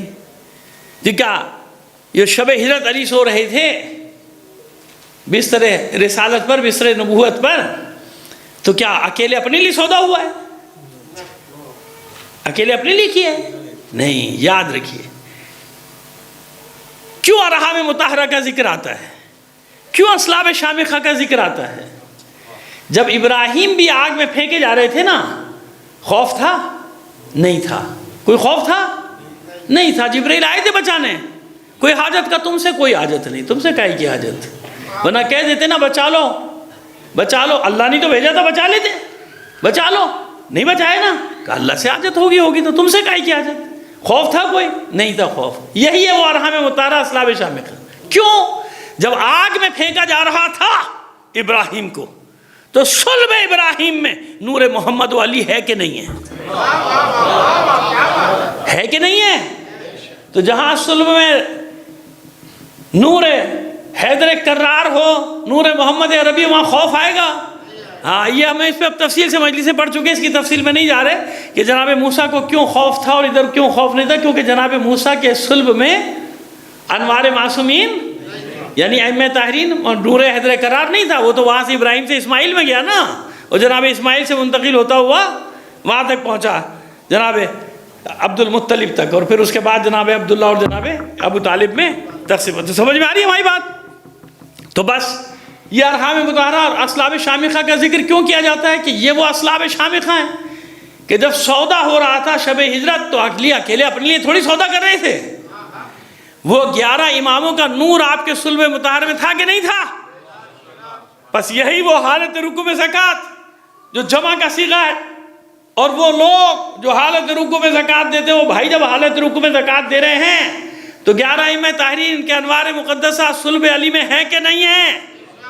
ہے کہ نہیں ہے؟ بس یہ مرضی الہی علی پہ رکی تھوڑی۔ ہاں، یہ الگ ہے کہ علی ان سب میں سب سے افضل ہے، علی کی برابری کوئی نہیں ہے، علی سب سے افضل ہے، ابوہما افضلہما، علی سب سے زیادہ افضل ہے۔ سیدہ شباب اہل الجنہ، ان کی بھی حدیث ہے، سفینۃ النجات کی حدیث ان کی بھی ہے، ان الحسین مصباح الہدی و سفینۃ النجات وہاں بھی ہے، مثل اہل بیتی کا مثل سفینۃ النوح، یہ حدیث وہاں بھی ہے۔ وہ نہ بتائیں اور بات ہے تو نہ وہاں، اور کہتے ہیں شیعوں کی حدیث، شیعوں کی حدیث، کہ تمہاری حدیث ہے۔ امام احمد بن حنبل نے تو درجوں، آج میں تھک گیا دیکھتے دیکھتے، انہوں نے اتنی حدیثیں لکھی ہیں، روایات لکھی ہیں مولا عارفان کے بارے میں، اگرچہ کہ ان میں کچھ ظاہر ہے کہ کچھ ایسی ہیں کہ جس پہ سوال بھی ہے، اشکال بھی ہے، لیکن بہرحال وہ لکھتے چلے جا رہے ہیں، صفوں کے صفحے بھر دیے انہوں نے۔ ابھی میں پڑھ ہی رہا ہوں، ابھی پورا ہوا نہیں ہے، تو میں نکال رہا ہوں کہ کچھ اس میں سے حدیثیں نکال کے پھر آپ کی خدمت میں پیش کروں گا۔ مسند امام احمد بن حنبل نے پوری کتاب لکھی ہے فضائل صحابہ، تو اس میں ایک باب انہیں قائم کرنا پڑا فضائل، مجبوری ہے۔ اچھا، اب وہ سب کچھ پڑھائیں گے، اور وہ بھائی فضائل صاحب تو یہ بھی تو پڑھایا کرو، نہ مانو داماد، نہ مانو اور کوئی منصب، بھائی صحابہ کی حیثیت سے تو ذکر کرو، کیونکہ مسئلہ یہ ہوا ہے کہ اس فضائل میں بھی علی کے فضائل اتنے ہیں اور ایسے ہیں کہ کوئی علی کی برابری کر نہیں پا رہا۔ میں آپ کو پیش کر دوں گا، میں کل بلکہ لے آؤں گا، وہ اپنا صفحہ موبائل میں لے آؤں گا تاکہ وہ ریکارڈ ہو جائے، دکھا دیا جائے کہ میں کہیں ادھر ادھر سے نہیں پڑھ رہا، کیونکہ بعض اوقات ہوتا ہے ان سے میں نے دیکھا کہ لوگ حوالے دے دیتے ہیں۔ اسی مسند احمد بن حنبل کا حوالہ کسی نے دیا تھا ایک حدیث کے بارے میں، وہ حدیث اس میں نہیں تھی، احمد بن حنبل میں نہیں تھی، وہ حدیث کہیں اور تھی، وہاں نہیں تھی، تو اس لیے میں وہ ساتھ لے آؤں گا تاکہ آپ کو یہ ریکارڈ ہو جائے آپ کے لیے کہ کیا لکھا ہے احمد بن حنبل نے مولا عارفان کے بارے میں۔ اور کئی مقامات پہ تیرے وہ حدیث نقل کر رہے ہیں کہ علی کے برابر کوئی، وہ لکھ رہے ہیں، بھائی اپنوں کی تو مان لو، ہماری چھوڑ دو بھائی۔ کتاب کا نام ہی ہے فضائل الصحابہ کتاب، اور اردو میں ترجمہ بھی یاد رکھیے گا، مل جائے گی اردو بازار میں۔ یہ الگ بات ہے کہ ترجمے میں ڈنڈی مارنا ان کی عادت ہے۔ ایک تو جو مصنف مؤلف ہے وہ اپنی جگہ کام دکھاتا ہے، ہمارے ساتھ تو بڑا ظلم ہے، وہ الگ کام دکھا رہا ہے اور ترجمہ کرنے والا الگ کام دکھا رہا ہے اور تشریح کرنے والا الگ کام دکھا رہا ہے، جس کو کہتے ہیں تخریج، کسی روایت کی تخریج۔ جیسے امام شافعی کے اشعار کے بارے میں پڑھ رہا تھا، تو اس میں بڑا مشکل سے، دیوان سے تو نہیں نکال سکتے نا، اذا فی مجلس نذکر علیًا وصبتہ وفاطمۃ الزکیہ یقال تجاوزوا یا قوم ھذا فھذا من حدیث الرافضیہ برأت الی المہیمن من اناس یرون الرفض حبا فاطمیہ۔ یہ 3 شعر عجیب و غریب ہیں امام شافعی کے، میں نے آپ کے دلچسپی کے لیے، یعنی آپ کے دلوں کی تازگی کے لیے، بہار کے لیے اس کا منظوم ترجمہ ہی کر دیا۔ منظوم ترجمہ کر دیا اس ناچیز نے، اور اسی وزن میں کیا ہے جس وزن میں امام شافعی نے کہا ہے، کسی مجلس میں جب بھی ذکر چھیڑا، اذا فی مجلس نذکر علی، کسی مجلس میں جب بھی ذکر چھیڑا علی شبیر و شبر فاطمہ کا۔ یہ امام شافعی علیہ الرحمہ کا دیوان میرے پاس، اس نے کہا میں وہ چیزیں پڑھ رہا ہوں جو جن پہ یہ کہہ ہی نہیں سکتے کچھ، ہاں حاشیے میں ضرور تخریج میں اپنا اندر کا دل کا بغض نکالتے ہیں، تو مجھے تو بڑا سکون بھی ملتا ہے کہ چلو پتہ چل گیا کہ یہ کہاں کا مسافر ہے، کس طرف کا مسافر ہے، علی کے بغض میں کہاں کا سفر طے کر رہا ہے، ٹھیک ہے۔ کسی مجلس میں جب بھی ذکر چھیڑا علی شبیر و شبر فاطمہ کا، کہا ایک قوم نے فوراً یہ بڑھ کر، یہ ظالم لگ رہا ہے رافضی صاحب، یقال تجاوزوا یا قوم ھذا فھذا من حدیث الرافضیہ، کہا ایک قوم نے فوراً یہ بڑھ کر، یہ ظالم لگ رہا ہے رافضی سا، بری ہوں اے خدا اس قوم سے میں، برئتو الی المہمن من اناس، میں محمن اللہ کا ایک نام و مسلم ہے المحمن، بری ہوں اے خدا اس قوم سے میں جہاں ہو رفض حب فاطمیہ، میرا اس قوم سے کوئی تعلق نہیں جو آل فاطمہ کی محبت کو رفض کہتا ہو، برئت الی المہمن من اناس یرون الرفض حب الفاطمیہ۔ اب ترجمہ کرتے ہیں، پھنس گئے ترجمہ تو اب نیچے تخریج کہ اس شعر میں وہ کیسے کیسے وہ نکال رہے ہیں نکتے پیچ، یہ سب کے لیے کہا انہوں نے، فلاں کے لیے بھی کہا، فلاں کے لیے بھی کہا، فلاں کے لیے، تو فلاں فلاں کیا تو تم سناتے رہتے ہو، کبھی یہ شعر بھی تو اپنے لوگوں کو سنا دیا کرو نا۔ امام شافعی کے ایک مذہب کے بانی ہے، فقہ شافعی ایک مذہب کے بانی ہے بھائی، وہ یہ سب لکھ رہے ہیں، سمجھ میں آئے؟ تو ترجمہ کرنے والے اور بھی ماشاءاللہ کارستانیہ دکھا دیتے، تو وہ ہم آپ کی خدمت میں اس حدیثیں جہاں تک ہو سکے گا، مسند احمد بن حنبل نہیں بلکہ فضائل الصحابہ اردو میں آ چکی ہے کتاب، یہ اردو ترجمہ موجود ہے، لیکن اب یہ لوگوں میں یہ مدارس تک ہوتا ہے، کبھی بھی خطبوں میں یہ بند نہیں بتائیں گے، اس میں پورا ایک باب ہے فضائل علی، اور پھر ایک باب ختم ہوتا ہے پھر مزید فضائل، پھر مزید، یہ ہیڈنگز ہے، مزید فضائل علی، مزید فضائل علی، مزید فضائل علی۔ اب ان کا بس نہیں چلتا کہ امام احمد بن حنبل کا کیا کرے وہ، کیونکہ ان کے ماننے والے بھی چوتھائی آبادی ہے دنیا میں، یاد رکھیے کہ آپ کے یہاں نہ صحیح دنیا میں بہت ہیں، افریقہ میں 90% جو ہے وہ حنبل، امام احمد بن حنبل کے ماننے والے ہیں۔ صلوات بھیجیے محمد آل محمد پر، بس ختم کیا۔ پر جب اہل بیت سے ہٹ کر چلتے ہیں تو کیا ہوتا ہے؟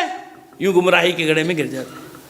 وہ بتا رہے ہیں، قرآن بتا رہے ہیں، بھیا تو بتاؤ نا وہ کون ہے جنہوں نے سودا کیا، اللہ سے کاروبار کیا، اللہ کی مرضیاں لے لی، اللہ نے لے نہیں لی، اللہ نے دے دی، کہتے ہیں میں نے اپنی مرضیاں دے دی ان کو، وہ کون ہے بھائی؟ تو ڈھونڈ کے لاؤ، اب ادھر ادھر بھاگتے ہیں راستہ، اگر ایک راستے پہ رہیں معلوم ہے قرآن یہ کہہ رہا ہے، حدیث یہ کہہ رہی ہے، قرآن کہہ رہے ہیں نا یہ ساری باتیں، اور حدیث کیا کہہ رہی ہے؟ آپ بھی کہہ رہے ہیں بھائی، ہم بھی کہہ رہے ہیں، الحسن والحسین سیدہ شباب اہل، آپ بھی کہہ رہے ہیں کہ جوانان جنت کے سردار ہیں، آپ نے اس کو یوں کیا کہ حسن حسین جنت میں جو جوان ہوں گے ان کے سردار ہوں گے، بوڑھوں کا سردار کوئی،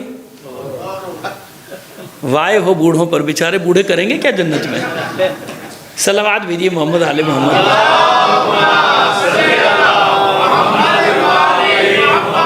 یعنی یہ تو بیچارے کے ساتھ ظلم ہو گیا کہ اگر وہ 100 سال کی عمر میں مرا تو وہاں بھی 100 سال کا ہی اٹھ رہا ہوگا تو کہے گا بھیا میں مرا ہی کیوں تھا، جوانی میں ہی مر جاتا تو اچھا تھا، 18-19 سال کا تو اٹھتا کم سے کم۔ دیکھا آپ نے اہل بیت کی دشمنی میں کہاں چلے گئے؟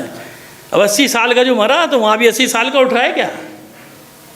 عجیب ہے، یعنی کہیں کوئی ان کے ٹکتے نہیں سر پیر کے، بھائی کہاں کوئی بات، وہ عقل کی بات کرو، بھائی وہاں جو اٹھے گا جوان اٹھے گا، جو بھی اٹھے گا جوان اٹھے گا، ورنہ بوڑھے بیچارے کیا کریں گے جنت میں جا کے؟ کہیں گے برباد یہی رہنے دیں جنت میں، کرنا کیا جنت میں جا کے؟ ایسا تھوڑی دیکھا جوان ہوگا الگ ہوگا اس کا، ہاں 2 طبقے ہیں بس، 2 طبقے، مرد عورت۔ مردوں کا سردار کون؟ تمام جوانان جنت کا سردار کون؟ حسنین۔ خواتین کا سردار کون؟ سیدۃ النساء العالمین۔ صلوات بھیجیے محمد آل محمد۔ بہرحال ان سبھی کی سرداریاں ہیں، اس بحث پہ ہم نہیں جاتے ہیں، یہ ان سبھی کی جنت کا سردار، اور جو ہے یہ حدیثیں ہیں سب وہاں موجود ہیں، مگر نہیں بتائیں گے. اور آپ آج کل ایک نیا کام شروع ہوا کہ ان تمام حدیثوں کو ضعیف کرنے کے لیے ٹیمیں بٹھائی گئی ہیں باقاعدہ. کروڑوں اربوں خرچ کیا جا رہا ہے کہ کس طریقے سے ان تمام احادیث کو جو اہل بیت کی شان میں نازل ہوئی ہیں یا کہی گئی ہیں ان سب کو ضعیف کیا جائے, مخدوش کر دیا جائے, یا آگے پیچھے بڑھا دیا جائے, یا ضعیف قرار دے دیا جائے, یا راویوں میں شقم پیدا کر دیا جائے کہ یہ راوی ٹھیک نہیں تھا, فلاں راوی ہوتا, فلاں راوی ہوتا, فلاں راوی ہوتا. لیکن ہوتا کچھ نہیں, کیونکہ مسئلہ وہی ہے کہ آج حالات یہ ہیں پہلے کے مقابلے میں کہ پہلے تو سب پابندی تھی نا بھائی, کچھ تھا ہی نہیں ہمارے پاس. بھئی آج ایک جگہ سختی کرتے ہو دوسری جگہ اوپر آتے ہیں. ہر جگہ پرانی کتابیں آپ اطمینان رکھیں یہ اپنی کتابوں سے نکال رہے ہیں, کچھ نہیں ہوتا فائدہ. کیوں؟ پرانی ساری کتابیں لاکھوں کی تعداد میں عراق اور ایران میں چھپوا کے رکھ دی گئی ہیں. یہ ہیں تمہاری کتابیں, کوئی انکار نہیں کر سکتا ان کا. سب رکھی, ایک ایک چیز کو جمع کیا ہوا ہے, اطمینان رکھیں آپ. تو اب وہ زمانہ ہے کہ الحمدللہ نظریاتی بنیادوں پر بھی, نظریاتی محاذ پر بھی سارا معرکہ جاری ہے, چل رہا ہے اور مقابلہ کر رہے ہیں. کل والی بات پہ ختم کرتے ہیں. یاد رکھیے یہ معرکہ کیسے چلے گا؟ جب علماء تیار ہوں گے نا. انصاف سے بتائیے علماء کی معاشرے کو ضرورت ہے کہ نہیں ہے؟ بھائی اچھے برے کی طرف نہ جائیے. میں کب کہہ رہا ہوں اچھے برے اچھے ہی ہوتے ہیں, سارے برے نہیں ہوتے. وہ کب نہیں تھے بھائی مجھے بتا دو. پورا قرآن مجید بھرا ہوا ہے بنی اسرائیل کے علماء سے, یہود و نصارہ کے علماء سے جو حرام مال کھاتے تھے, یعنی مذہب کو نام لکھتے تھے, مذہب کے نام پہ توڑ مروڑ کے کھا جاتے تھے, سارا لوگوں کا حقوق کھا جاتے تھے. سمجھ میں آ رہی ہے ہماری بات؟ تو تھا وہ اپنی جگہ, لیکن علماء کی ضرورت ہے کہ نہیں؟ اب یہ علماء کی پرورش کہاں ہوتی ہے؟ حوض علمیہ میں ہوتی ہے نا. بھئی دو ہی چیزیں, یا خود پڑھو یا پڑھاؤ. اگر پڑھ نہیں سکتے تو اس کام میں حصہ تو لو. آپ کے دیے ہوئے معمولی سے ہدیے سے ایک طالب علم عالم بنتا ہے, مجتہد بنتا ہے, آپ کو پتہ بھی نہیں کس کے پیٹ میں گیا ہے میرا لقمہ, لیکن اجر اس کا کتنا ہوگا قیامت کے دن معلوم ہے. میرے اتنے گناہ تھے سارے, یہ کیا ہوا بھائی سب صاف کیوں گئے؟ کہا وہ جو تو نے دیا تھا نا حوضے میں, اس سے وہ عالم بنا تھا جس نے دین کا دفاع کیا تھا. تو دین کا دفاع کرنے والے کی مدد ہوتی ہے یہ سہم امام. کیوں میں رمضان میں اس کا ذکر کرتا ہوں بار بار؟ ہمارے یہاں صورتحال خاص طور پہ بر صغیر میں یقین مانے بہت ناگفتہ ہے. ہمارے حوزہ ہے علمیہ کی بہت ناگفتہ. میں جانتا ہوں کہ ہم اس سے گزرتے ہیں نا, ہمیں معلوم ہے. اور وہ کہیں خدا نہ کرے یہ نہ سمجھے گا کہ میں کوئی چندے کی چادر پھیلانے لگا ہوں آپ کے سامنے, صرف آپ کی توجہ دلا رہا ہوں کہ بہت ناگفتہ حالت ہے. ادھورے پڑے ہمارے بعض مدرسے, اور وہ کیونکہ فنڈز لوگ خمس دینے پہ راضی نہیں, تو بڑی مشکلات. اچھا کہاں خرچ کرو گے, کیسے خرچ؟ ارے بھائی اپنے ہاتھ سے خرچ کر دے یار, جا تجھے بھروسہ نہیں ہے تو. اتنے تو سوالات وہاں نہیں کرتا جب اپنے بچوں کو لے کے کسی مال میں جاتا ہے. وہاں قیمت پوچھنا توہین سمجھتا ہے اپنی, ہے نا. جو ہے بڑا آدمی ہے نا, اور جہاں اللہ کے نام پہ خرچ کرنے کی وجہ بھائی پتہ نہیں کہاں خرچ ہوگا, اچھا کیسے خرچ ہوگا, اچھا کس کو دیں گے, اچھا کیا ہوگا, یہاں بڑی تحقیق کر رہا ہے تو. وہ میں کہیں سے آ رہا تھا سفر پہ, موٹر وے پہ, تو خیر اب میں کیا اس جگہ کا نام لوں, بڑی جگہ ضرورت کی ایک جگہ تھی, تو وہاں وہ 50 روپے 100 روپے جو بھی دے رہے تھے, وہ ایک گاڑی سے لاش پش گاڑی ان کی زبردست 1.5-2 کروڑ کی اس زمانے کی گاڑی وہ, اور وہ اس سے لڑ رہے ہیں کہ میں تیری نوکری ختم کر دوں گا. بھان بتا اپنے افسر کا نمبر بتا, تو نے مجھ سے 50 کے 70 کیسے لیے, 80 کیسے لیے. میں دیکھ رہا ہوں کہ وہ غریب آدمی بیچارہ کھڑا بن بنا رہا ہے کہ بھائی معاف کر دو, یہ کر دو. خیر بیچ میں پڑ گیا, مجھ سے رکا تو جاتا نہیں, میں کود گیا بیچ میں. سلام دعا کی, میں تھوڑی دیکھا نہیں بھائی یہ بھی گاڑی سے اترا ہے.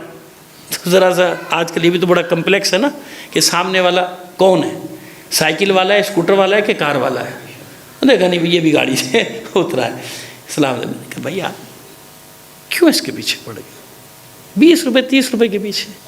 میں نے کہا ابھی آپ اپنے ان کے بچیاں سب ساتھ کھڑے. میں نے کہا ابھی آپ بچوں کے ساتھ جا کے بیٹھو گے پیچھے, مجھے معلوم ہے وہاں پہ سب آؤٹ لیٹس ہوتے ہیں نا یہ کھانے پینے کی دکانوں کے, پبلسٹی کسی کی نہیں کرنا. میں نے کہا وہاں آپ جاؤ گے, وہ جتنے کا بل دے دو گے آپ اس بل کو دیکھنا پوچھنا توہین سمجھو گے اپنی. ہزاروں روپے کا آپ ایک وقت میں کھانا کھا کے اٹھ جاؤ گے, 25,000 کا کھانا کھا لو گے آپ 5 آدمی 6 آدمی مثال کی طرح. میں نے کہا وہاں یہ کرو گے, وہاں اپنی توہین سمجھو گے. میں نے کہا نہیں کریں ایسا. تو ان کے بچوں کو غیرت آ گئی, وہ آگے بڑھ کے ہاں چلو بابا کیا کر رہے ہیں آپ، یہ کیا؟ میں نے کہا نہیں کرے ایسا. اور واقعی ایسا وہ اتفاق سے مجھے کچھ لینا تھا، میں جب اسٹور میں گیا تو وہاں وہ کھڑے ہوئے، تو آگے بڑھ کے خیر ان کے دل میں نہیں کیا، مجھ سے سوری کیا، انہوں نے کہا بھائی میں معذرت چاہتا ہوں آپ کی بات سے. میں نے نہیں کریں ایسا، غریب آدمی ہے، اگر 20-30 روپے زیادہ کیا قیامت آ گئی؟ کوئی قیامت آ رہی ہے؟ ویسے خرچ کر دیں گے تو اب وہی یہ خمس کا مال ہے. ارے بھائی پتہ نہیں کہاں خرچ کرے گا مولوی، ارے بھائی پتہ نہیں کہاں کھا جائے گا. وہ خدا کے بندے صبح سے شام تک تو بازار میں گھوم رہا ہوتا ہے پیسے لے کے، مال میں جا رہا ہے، ادھر جا رہا ہو، توہین سمجھے گا اپنی ریٹ پوچھنا چیز ہونا ہے بد دے دو. کیوں؟ تاکہ اس کو یہ پتہ چلے کہ میں بہت بڑا امیر کبیر آدمی ہوں، مرد ہوں یا امیر کبیر عورت ہوں، ہے نا، یا فیملی ہوں. سمجھ میں آ رہی ہے بات؟ نہیں، بہت ناگفتہ بے حالت ہے. اس رمضان میں توجہ کیا کیجیے ان کاموں کی طرف کہ بھئی خود اپنے ہاتھ سے خرچ کر دو. مرجے بتا دیتے ہیں کہ جاؤ فلاں جگہ پہ خرچ کر دو، جاؤ تمہارا پیسہ ہے، بہت تمہیں تکلیف ہو رہی ہے نا کہ وہ پتہ نہیں کہاں جائے گا، مولوی کدھر لے کے جائے گا، کہ جاؤ مولوی تمہیں خود بتا دے گا، جاؤ وہاں پہ جا کے خرچ کر دو، جاؤ ادھر لے جاؤ اپنا پیسہ خمس کا، وہاں ضرورت ہے، جاؤ اس مسجد کو مکمل کر دو، جاؤ اس جگہ پہ اس مدرسے میں دے دو، جاؤ ان طلبہ کے لیے دے دو، ان طلبہ کا اگلے مہینے کا راشن نہیں ہے مدرسے میں، مثال دے رہا ہوں. سمجھ میں آ رہی ہے بات؟ بس یہ نیکیوں کا مہینہ ہے رمضان، اس لیے ان موضوعات کا انتخاب کیا جاتا ہے اس مہینے میں، کیونکہ لوگ روحانی طور پہ معنوی طور پہ متوجہ ہوتے ہیں عبادت کی طرف راغب. اب دیکھیے اس مہینے کا عجیب مبارک مہینہ ہے کہ جتنا آگے بڑھتا ہے نا انسان بیزار نہیں ہوتا، انسان کی خوشیوں میں اضافہ ہوتا چلا جاتا ہے نا. آگے شب قدر آنی شروع ہو جاتی ہیں، آتی ہیں نا. اچھا پھر اس کے بعد امام کا میلاد، ابھی دیکھیے پرسوں سے 14-15 2-3 دن میلاد رہے گا. پھر اس کے بعد مولا عارفان کی شہادت یعنی غم کے ایام، یعنی پیک پر جاتا ہے. ایسا نہیں ہوتا کہ انسان بیزار ہو جائے، نہیں، بلکہ آگے اور ایک اسٹیپ بائی اسٹیپ اوپر جاتا ہے، آخر تک جاتا ہے. آخر مہینے تک انسان جو ہے نا اور اس کا روحانیت معنویت آگے تک اگر لے لیں، اس کو حاصل کرنا چاہے، اگر حاصل نہ کرنا چاہے تو آپ جانتے ہیں اس کو رمضان کا ایک روزہ بھی اس کے لیے ایک مصیبت ہوتا ہے، وہ ایک روزہ بھی نہیں رکھ سکتا. ٹھیک ہے، بس میں نے اپنی آپ کی زحمتوں کو تمام کر دیا. آج 5 منٹ زیادہ لے لیے، نہیں بلکہ بیٹھے ہی 5 منٹ لیٹ تھا آج تو ابھی وہی ٹائم ہے جو کل کا میں نے رکھا تھا. بس عزیزان محترم، اب آپ تصور کیجئے اس روزے دار کا جس کی افطار نمک کی ڈلی اور جو کی روٹی، اس کے سامنے اگر اس کے بچوں میں سے کسی نے اس میں کسی ایک چیز کا اضافہ کر دیا، دودھ کا اضافہ کر دیا یا لسی کا اضافہ کر دیا، تو وہ ہٹاتے تھے لسی کو یا دودھ کو ہٹا دیتے تھے، نمک کو پاس رکھتے تھے. اس نے مال دنیا سے کچھ نہیں رکھا. مسند احمد بن حنبل کا صرف ایک حوالہ دیتا جاؤں جو ہمارے یہاں وہ اس نے کئی حوالوں سے 1 بار 2 بار 3 بار نامعلوم کتنی بار نقل کیا کہ علی کا عالم یہ تھا.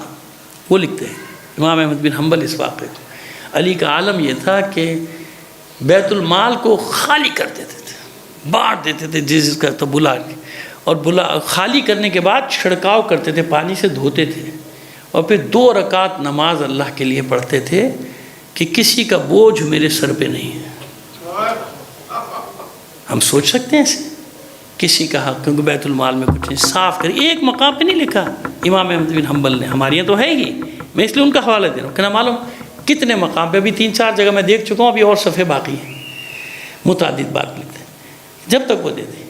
یہ بولیے اور اس قول کو بھی وہ بار بار نقل کر رہے ہیں امام احمد بن حنبل کہ جب آپ اس مال دنیا کو دیکھتے تھے کہتے تھے غری غیری، جا کسی اور کو دھوکہ دے، علی تیرے دھوکے میں آنے والا نہیں ہے.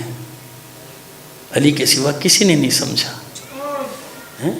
معلوم ہے ہمیں مرنا ہے، لیکن اس کے باوجود بھی ہم دنیا کے اسیر ہوتے ہیں کہ نہیں ہوتے؟ ہر آدمی دنیا کا اسیر ہے، چاہتا ہے دنیا سے نہ جائے. ایک فرد ہے کائنات میں جس کا ایک جملہ ملتا ہے، میں تیرے دھوکے میں آ جاؤں، علی تیرے دھوکے میں نہیں آتا، کیونکہ میں جانتا ہوں کہ جانا ہے، یہ سب یہیں پہ رہ جائے گا. تو علی کو دھوکہ نہیں دے سکتا. سونے چاندی کی ڈھیر، مال غنیمت آتا تھا، سونے چاندی کی ڈھیر کوفے میں ایک دفعہ آ گئے تھے، پورے کوفے کو جمع کر لیا، باہر کے علاقوں سے فقراء کو لے آؤ، غریبوں کو لے آؤ. کہہ رہے دونوں ہاتھوں سے علی لٹا رہتی ہے. امام مسند احمد بن حنبل میں لکھا ہے، وہ فضائل صحابہ میں امام احمد بن حنبل لکھ رہے ہیں کہ دونوں ہاتھوں سے علی لٹا رہے ہیں. اور جب سارا خزانہ خالی کر لیا کہتے گواہ رہنا کہ میں نے ایک دھیلا بھی نہیں بچایا. کہتے پھر وہی پانی چھڑکا، 2 رکعت نماز ادا کی. جب علی کے اپنے پاس کچھ نہیں ہے تو خاندان کا کیا عالم ہوگا؟ بس اب عقیل کی مظلومیت کو دیکھیے آپ، عیال زیادہ آئے ہیں علی کے پاس، ختم ہو گیا جو بیت المال سے ملتا تھا کہ علی تمہارے بھتیجے بھتیجیاں بھوکے ہیں، گھر میں کچھ نہیں کھانے کو، بیت المال سے کچھ دے دو۔ آپ جانتے ہیں نا علی نے کیا کیا تھا؟ اندر گئے تھے، صلاح گرم کر کے آ گئے، جب باہر لے کر آئے تو عقیل، جناب عقیل گھبرا کے کیا کرتے علی چھوٹے ہیں کہ بہت آتش ہے نا، اس میں تپش ہے نا، بس سوچو وہ آتش کیسی ہوگی،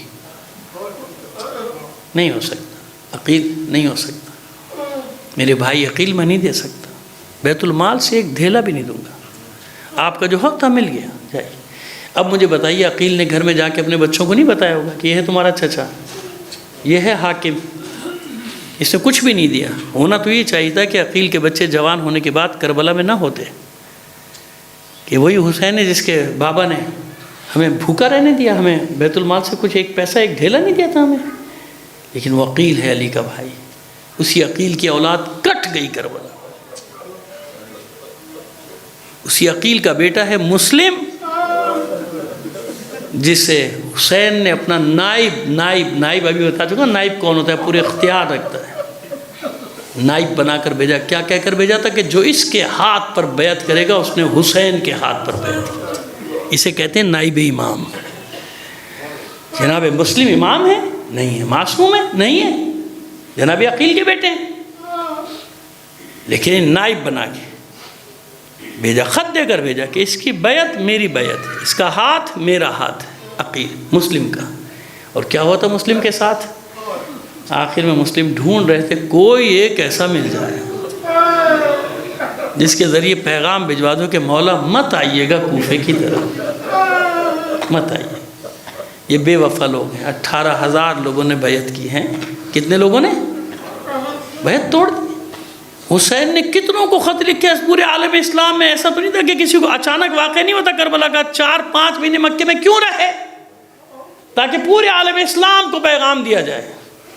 نہیں آئے لوگ، جن کو خط لکھے تھے نہیں لے آئے، سوائے 1-2 کہ ان کو چھوڑی ہو مشہور تاریخ، نہیں آئے نا لوگ۔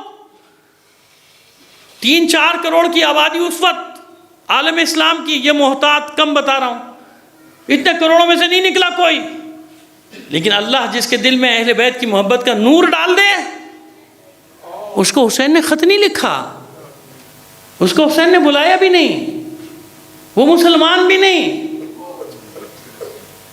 ذہن میں آ گیا آپ کے کربلا کا دولہا؟ وہ تو بیچارہ دلہن لے کے جا رہا تھا اپنی، اس نے تو ابھی شب زفاف بھی نہیں دیکھی، کربلا سے گزر رہا ہے، حیرت زدہ ہو گیا، کیا اس کی ماں نے بھی کہی کیا مسئلہ کیا ہے، کیسی لڑائی کیسی جنگ، ہم تو جب کوفے سے گئے تھے کچھ بھی نہیں تھا، یہ کیا ہو رہا ہے، یہ کوفے کے قریب آخر یہ ہو کیا رہا ہے؟ معلومات کی آیا، روتا ہوا آ رہا ہے، کہتا ہے ماں بہت بڑا ظلم ہو گیا ہے۔ میں نے پوچھا لوگوں سے کیسی جنگ ہے، کہا ہم فرزند رسول سے جنگ کر رہے ہیں، جس کا کلمہ پڑھتے ہیں، جسے رسول مانتے ہیں، اسے جنگ کر رہے ہیں، وہ اکیلا ہے، اس کے ساتھیوں کی اکثریت مر چکی، قتل ہو چکی، ماں مجھے اجازت دے دے، میں فرزند رسول کی نصرت کروں گا۔ ماں کہتی ہے بیٹا کیوں نہیں، میں بھی ساتھ جاؤں۔ زوجہ سے کہتے ہیں مجھے معاف کر دینا، میں تجھے آزاد کرتا ہوں، تو چلی جا، واپس اپنے گھر چلی جا، ان غلاموں کے ساتھ، نوکروں کے ساتھ، میں جا رہا ہوں، مجھے منزل مل گئی، میرا دل گواہی دے رہا ہے کہ یہی حق ہے جو اس وقت تنہا کھڑا ہے کربلا کے میدان۔ قدموں میں گر گئی بیوی کہ نہیں، میرا دل تیرے دل کے ساتھ دھڑک رہا ہے، میں بھی گواہ ہوں، یہی حق ہے۔ کلمہ پڑھا، مسلمان ہوئے، واحد عورت ہے کربلا کے شہیدوں میں اسی عبداللہ ابن وہب کلوی کی بیوی۔ 2 بس جملے اور میں نے آپ کی مجلس، آج کی مجلس کو تمام کیا۔ جب یہ میدان میں گیا ہے نا، بس میں تو شیر کہوں گا، شیرنی ماں کا بیٹا شیر، میدان میں گیا، لڑا، دادے شجاعت دیے، شہید ہوا، اس کا سر قلم کر کے پھینکا تھا انہوں نے خیمہ گاہ کی طرف، اس کا سر آ کے گرا تھا اس کی ماں کے قدموں میں۔ ذرا تصور کیجئے کسی ماں کے سامنے اس کے بیٹے کا سر سوچ ماں کے قدموں میں آ کے گرا. اب اس ماں کی جرت دیکھیے. کہنا آسان ہے، میرا پڑھنا بھی آسان ہے، لیکن عملی میدان میں کتنا مشکل کام ہے آپ جانتے ہیں، اچھی طرح سمجھتے ہیں. میری ماں بہنیں بھی سمجھتی ہیں. جوان بیٹا دولہا جس کے لیے دلہن لے کر آ رہی ہو، ماں اس کا سر قدموں میں پڑا ہے، اس نے اپنے بیٹے کے سر کو اٹھایا ہے اور واپس پھینکا لشکر یزید کی طرف. اور واپس پھینکتے ہوئے کہتی ہے کہ ہم جو چیز فرزند رسول پہ صدقہ کر دیں وہ واپس نہیں لیتے. اور دوسرا واقعہ، جب یہ زخمی ہو کر گرا تھا تو اس کی زوجہ دوڑی تھی، اسے نیزہ یا تلوار اٹھا کر حملہ کیا تھا سپاہیوں کو، اور یہ بھی زخموں سے چور ہو کر گری تھی. یہ واحد خاتون ہے کربلا میں جو شہید ہوئی تھی اسی کو. یعنی انہیں بلایا نہیں تھا حسین نے، مگر آنے والے آ گئے. اب مجھے بتائیے زینب کیسے اس ماں کو تعزیت دے. زینب کے لیے 2 مرحلے بڑے مشکل تھے، بڑے مشکل تھے. ایک عبداللہ ابن وہب کلبی کی ماں کو تسلی دینا، تعزیت پیش کرنا، ایک زوجہ حر کو تعزیت دینا. کیونکہ شام غریبہ میں جب زوجہ حر آئی تھی، جب بھی یہی مسئلہ ہوا تھا کہ زینب نے سر جھکا کر کہا تھا کیا کریں ہم، کیا کریں ہم تجھ سے شرمندہ.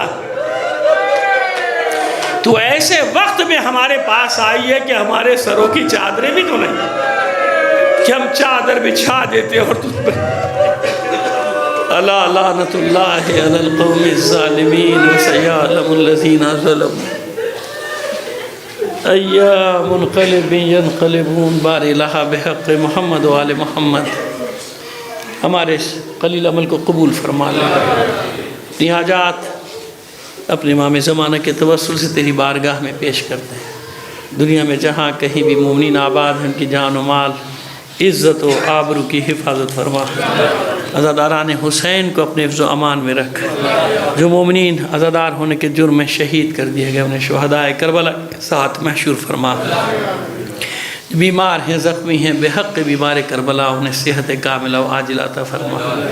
جو اسیر ہیں، لاپتہ ہیں، بے حق اسیران کربلا خیر سے ان کو ان کے گھروں تک پہنچا دے. باری الہ دنیا میں جہاں کہیں بھی مومنین باطل قوتوں سے برسر پیکار ہیں، مومنین کو فتح و نصرت عطا فرما. دشمنان اسلام، دشمنان اہل بیت کو شکست فاش سے دوچار کر. باری الہ شام کو دہشت گردوں کے چنگل سے آزادی نصیب کر دے. باری الہ پارا چنار کے مومنین کی مشکلات کو ختم کر دے. ہمیں اپنی ذمہ داریاں پوری کرنے کی توفیق عطا فرما. باری الہ ہمارے ملک سے دہشت گردوں کا خاتمہ کر دے. باری الہ دہشت گردوں کو نیست و نابود کر دے. ان کے ٹھکانوں کو برباد کر دے. ان کے سرپرستوں کو ذلیل و رسوا کر دے. باری الہ یہ بھی جو حالیہ دہشت گردی ہوئی جعفر ایکسپریس کہ جو مشہور واقعہ ہوا بلوچستان میں 2 دنوں تک یہ سارا سلسلہ جاری رہا. باری الہ وہ مظلوم لوگ، بے گناہ لوگ جو مارے گئے، مسافر، وہ سپاہی ہمارے جوان مارے گئے، باری الہ ان سب کو شہدائے اسلام کے ساتھ محشور فرما. ان کے درجات کو بلند فرما. باری الہ روز کوئی نہ کوئی مسئلہ ہمارے ملک میں کھڑا ہوتا ہے. اس کے ذمہ دار کون ہیں آپ بھی جانتے ہیں، ہم بھی جانتے ہیں، لیکن کیا کریں زبانوں پہ تالے لگے ہوئے. باری الہ صاحبان اختیار کو، اقتدار کو صحیح وقت پہ صحیح فیصلے کرنے کی توفیق عطا فرما. انہیں دوستوں دشمنوں میں تمیز کرنے کی توفیق عطا فرما. ایک طرف پارا چنار کے مظلوم جن پر کوئی راستہ کھولنے کی کوشش نہیں کی جا رہی، جن کو محاصرے میں کیا گیا ہے، اور دوسری طرف وہ دہشت گرد کہ جن سے مذاکرات اور پتہ نہیں کیا باتوں کے سلسلے جاری ہیں. باری الہ ان کو عقل دے، ان کو توفیق دے کہ اس ملک کے دشمنوں اور دوستوں میں یہ تمیز کر سکیں. باری الہ ہم اس قابل نہیں، اس قابل بنا دے جب تیری آخری حجت کا ظہور ہو ہم اس کے ادنا سے سپاہیوں میں شامل ہو سکیں. تعجیل فرما ظہور امام زمانہ میں آپ سے